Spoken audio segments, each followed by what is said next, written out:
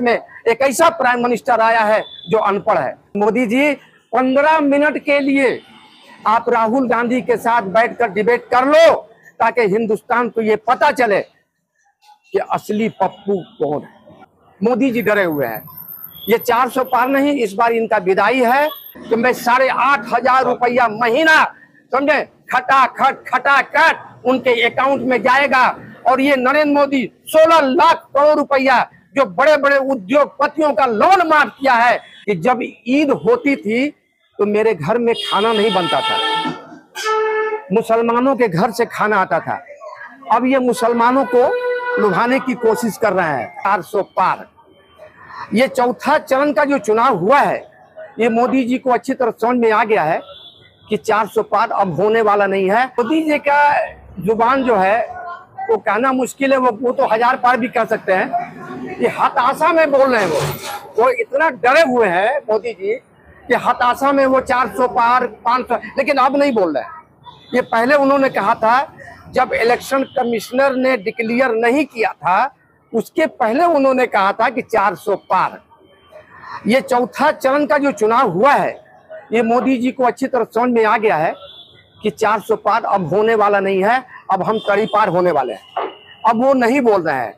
दूसरी बात है कि ये 400 पार किस तरह से बोल रहे हैं। इनसे किसान नाराज है, ठीक है, दलित नाराज है, छात्र नाराज है, क्या नाम है, महिलाएं इनसे नाराज है। उन लोगों के साथ जो है काफी जुल्म हो रहा है औरतों के साथ। मणिपुर में जो हुआ वो सारा हिंदुस्तान देखा। अभी तक नरेंद्र मोदी जी मणिपुर के बारे में कोई जवाब नहीं दिया है। और उन्होंने कहा था कि क्या नाम है, मणिपुर में हमारी डबल इंजन की सरकार है, लेकिन मोदी जी डरे हुए हैं। ये 400 पार नहीं, इस बार इनका विदाई है। इंडिया गठबंधन की सरकार बनने जा रही है।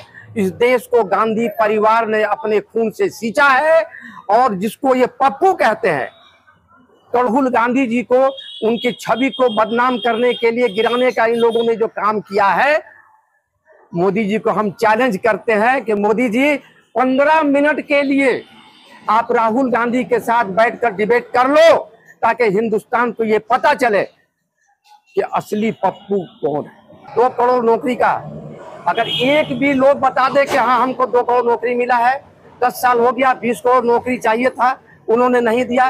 15 लाख रुपए खाते में उनको जो है देने की वादा किया था उन्होंने, वो भी नहीं किया। अब तो सुनिए, इन्होंने मुसलमानों के बारे में अभी 4-5 दिन पहले उन्होंने एक बयान दिया है कि जब ईद होती थी तो मेरे घर में खाना नहीं बनता था, मुसलमानों के घर से खाना आता था। अब ये मुसलमानों को लुभाने की कोशिश कर रहे हैं। लेकिन मैं मोदी जी को बता देना चाह रहा हूँ, मुसलमान अंधभक्त नहीं है। मुसलमान काफी समझदार है और मुसलमान अच्छी तरह 10 साल में आपको पहचान चुका है। आप ही ने कहा था कि कपड़ों से पहचानो। किसको कहा था? आप ही ने कहा कि मंगलसूत्र खतरे में है। पहले हिंदू खतरे में था, अब हिंदू के बाद अब मंगलसूत्र खतरे में आ गया, भैंस खतरे में आ गई, मकान खतरे में आ गया। मैं हिंदुस्तान के तमाम हिंदू माताओं बहनों को मैं ये विश्वास दिलाता हूं कि मैं हिंदुस्तानी मुसलमान हूं और हिंदुस्तान का 30 करोड़ मुसलमान आपकी मंगलसूत्र का हिफाजत करेगा। मनमोहन सिंह ने ये बात कहा ही नहीं है। ये झूठा आदमी है, जुमलेबाज है, हमेशा नाटकबाजी। अभी देखिए चौथा चरण का चुनाव हो गया, हिंदुस्तान का लोग इंतजार कर रहा था कि मोदी जी रोएंगे कब। अभी अब रोना उनका शुरू हो गया है। और हम मोदी जी से कहेंगे कि कुछ आंसू आप छुपा के रखिए, 4 तारीख को आपको रोना बहुत है, आपको गुजरात जाना है। आज अंधभक्तों को भी समझ में आ गया है, क्योंकि हमारे कुछ साथी हैं, मैं बिहार गया था पप्पू यादव का कंपेनिंग में, तो कुछ हमारे भी साथी हैं जो अंधभक्त थे। अब उन लोगों को समझ में आ गया कि मोदी जी हम लोगों को कहा थाली बजाने के लिए, हम लोगों ने थाली बजाया, ताली बजाया, बर्तन बजाया, जो उन्होंने कहा किया। लेकिन थाली और ताली बजाने के बावजूद भी जब कोरोना नहीं भागा तो इन्होंने कोविशील्ड इंजेक्शन वाले से 52 करोड़ रुपया खा करके और 140 करोड़ जो है हिंदुस्तान की जनता की जिंदगी से खेला है। 140 करोड़ हिंदुस्तान की जनता के साथ खिलवाड़ किया है, उनकी जिंदगी से खेला है। मैं पूर्णिया गया था, हमारे बूथ पर एक आदमी वोट डाल करके 2 मिनट की दूरी पर उसका घर था, वो घर गया और वो हार्ट अटैक हो जाता है और वो मर जाता है। इस कोर्ट में कोविशील्ड इंजेक्शन वालों ने ये साबित किया है कि ये इसका साइड इफेक्ट है। तो क्या है भाई, तो उसने कहा था कि ब्लड शरीर में जम सकता है और खून का थक्का हो जाएगा और उसका ब्रेन स्ट्रोक हो सकता है और हार्ट अटैक हो सकता है। जब ब्रिटेन की कोर्ट में उससे कहा गया कि जब आप जानते थे कि इसका साइड इफेक्ट है तो आपने क्यों दिया, उसने कहा कि हिंदुस्तान का प्राइम मिनिस्टर श्री दामोदर दास जुमलेबाज ने 52 करोड़ रुपया हमसे चंदा के रूप में लिया और हमने दिया। उसने लिया, हमने दिया। ये भी एक इलेक्ट्रोल बॉन्ड का हिस्सा था क्या? बिल्कुल, इलेक्ट्रोल बॉन्ड के ही जरिए उसने पैसा दिया है। देखिए, ममता बनर्जी जी से हम लोग भी नाराज हैं थोड़ा। देखिए, दीदी है, ठीक है, बंगाल के लिए हमारी बहुत चहेती है। जब इंडिया गठबंधन में वो शामिल थी, क्या नाम है, सारा गठबंधन को उन्होंने ही सेट किया। इंडिया गठबंधन का नाम श्रीमती ममता बनर्जी जी ने नाम रखा था, उसको सभी लोगों ने एक्सेप्ट किया। करने के बाद ये क्यों गठबंधन छोड़ दी, क्यों अकेले लड़ रही है? उधर पलटू राम बिहार में भागा, आज तो उनका बुरा हाल होने वाला है। 16 सीट में हमको तो लग रहा है 2-4 सीट में वो सिमटने वाले हैं। और नीतीश कुमार इस इलेक्शन के बाद आडवाणी जी के बगल में मार्गदर्शन में जाने वाले हैं, इनका करियर खत्म है।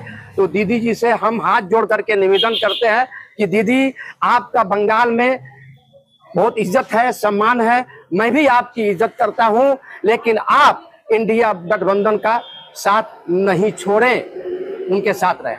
परिवार ने इस देश के लिए कुर्बानी दिया है। राहुल गांधी की दादी श्रीमती इंदिरा गांधी ने पाकिस्तान को 2 टुकड़ा किया। इसमें एक ऐसा प्राइम मिनिस्टर आया है जो अनपढ़ है, जो हिंदुस्तान की जो संपत्ति को ये नीलाम कर रहे हैं। मोदी जी का बाबूजी बनवाए थे क्या? आज ये सारा संपत्ति जो भारत में, जब अंग्रेज यहाँ से छोड़ करके गया था, एक सुई बनाने का भी कारखाना नहीं था। ये आज हिंदुस्तान को हिंदुस्तान बनाने वाला गांधी परिवार है। आपने क्या किया है? आपने एक शौचालय बनाया है, आपने क्या उद्योग दिया है भारत में? आपने क्या किया है? बच्चों का जिंदगी से आपने उसके भविष्य से खेला है कि जब बच्चे एग्जाम देने जाते हैं तो पेपर लीक हो जाता है। 4 करोड़ से ऊपर नौजवान छात्रों का जिंदगी को आपने बर्बाद कर दिया। आप राम के नाम पर, मंदिर के नाम पर आपने अंधविश्वास फैला करके लोगों की जिंदगी को आपने तबाह बर्बाद कर दिया। आपने कहा कुछ, आज यहाँ तक आप सवाल कर रहे हैं कि 5 किलो राशन में मोदी जी का ही गुजारा हो सकता है, क्योंकि मोदी जी का कोई परिवार नहीं है। उनका न कोई बाल बच्चा है, न कोई उनका परिवार है, वो रंडुआ है। सुनिए, हाँ ठीक है, वो अकेला है, वो मोदी का 5 किलो में गुजारा होगा, लेकिन हम लोग पारिवारिक आदमी हैं और परिवार वालों का 5 किलो में गुजारा नहीं होगा। हम मोदी से ये अपील करते हैं कि वो तुम भीख देना हिंदुस्तान में बंद करो। तुमने 80 करोड़ लोगों को भिखारी बना दिया, उसके बच्चों की जिंदगी को तुमने बर्बाद कर दिया। आप उसको रोजगार दो, वो राशन खरीद लेगा। तो लोग नहीं जानता था, यहाँ ईस्ट इंडिया कंपनी थी। ईस्ट इंडिया वो तो विदेशी था ना, तो जब ईस्ट इंडिया यहाँ कंपनी थी तो क्या उस टाइम में दुनिया नहीं था? दुनिया नहीं था, दुनिया भारत को नहीं जानता था, इंडिया को नहीं जानता था। मोदी जी के आने के बाद जो है जानने लगा। ये सब फजूल की बातें। हाथ जोड़कर विनती करना चाहता हूं कि आप इस खूबसूरत भारत को बर्बाद होने से बचा लीजिए और इंडिया गठबंधन को आप लोग बढ़ चढ़ करके हिस्सा लीजिए और श्री राहुल गांधी जी को भारत का प्रधानमंत्री बनाइए, ताकि आपको रोजगार मिल सके, हमारा देश विकसित हो सके। हमारी महिलाओं को 1 लाख रुपया सालाना राहुल गांधी ने वादा किया है कि मैं 8,500 रुपया महीना, समझे, खटाखट उनके अकाउंट में जाएगा। और ये नरेंद्र मोदी 16 लाख करोड़ रुपया जो बड़े बड़े उद्योगपतियों का लोन माफ किया है, इसने आज तक किसी किसान का लोन माफ नहीं किया।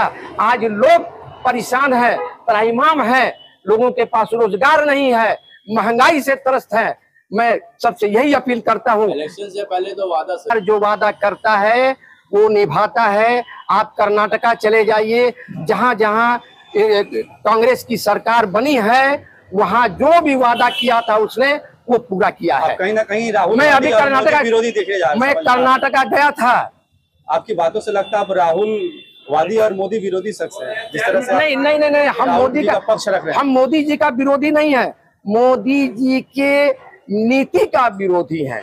उनका नीति गलत है, वो क्या जुमलेबाजी करते हैं, वो झूठ बोलते हैं, वो मक्कारी करता है। ये मक्कारी करने से हिंदुस्तान नहीं चलेगा। हिंदुस्तान चलेगा, आप हिंदुस्तान के लोगों के लिए काम कीजिए।